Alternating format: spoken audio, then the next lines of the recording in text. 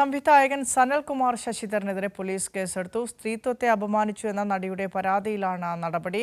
KM Umesh കൊച്ചിയിൽ നിന്ന് ചേരുന്നുണ്ട്. ഉമേഷ്, സോഷ്യൽ മീഡിയയിൽ സനൽകുമാർ ശശിധരന്റെ വക ഇത്തരത്തിലുള്ള പോസ്റ്റുകളൊക്കെ ഉണ്ടായിരുന്നു. വ്യാപകമായ ചർച്ചയ്ക്കും അത് വിധേയമായതാണ്.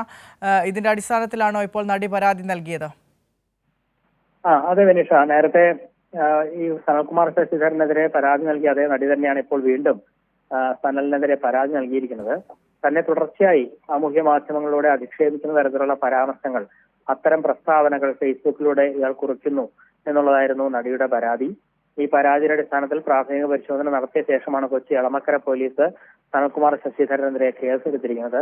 സ്ത്രീത്വത്തെ അപമാനിക്കുന്നതടക്കമുള്ള വകുപ്പുകൾ ചേർത്താണ് ഇയാൾക്കെതിരെ കേസെടുത്തിരിക്കുന്നത്. 2 വർഷം മുൻപും ഇതേ നടിയുടെ പരാതിയിൽ സനൽകുമാർ ശശിധരനെ കേസെടുക്കുകയും അന്ന് അറസ്റ്റ് ചെയ്യുകയും അടക്കം ഉള്ള നടപടികൾ ഉണ്ടായി. അന്ന് എന്താണോ ഇയാൾക്കെതിരെ കേസെടുക്കാൻ ആധാരമായ കാര്യം, അതേ കാര്യം തന്നെയാണ് ഇയാൾ വീണ്ടും കഴിഞ്ഞ കുറച്ചു ദിവസങ്ങളായി ഫേസ്ബുക്കിലൂടെ നിരന്തരം അത്തരം പ്രസ്താവനകളാണ് കുറിക്കുന്നത്.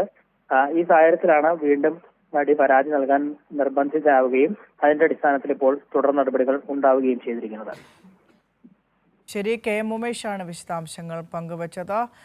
സംവിധായകൻ സനൽകുമാർ ശശിധരനെതിരെ എളമക്കര പോലീസ് കേസെടുത്തിരിക്കുന്നു.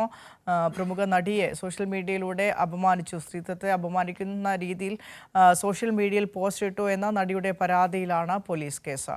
ഉമേഷാണ് വിശദാംശങ്ങൾ പങ്കുവച്ചത്.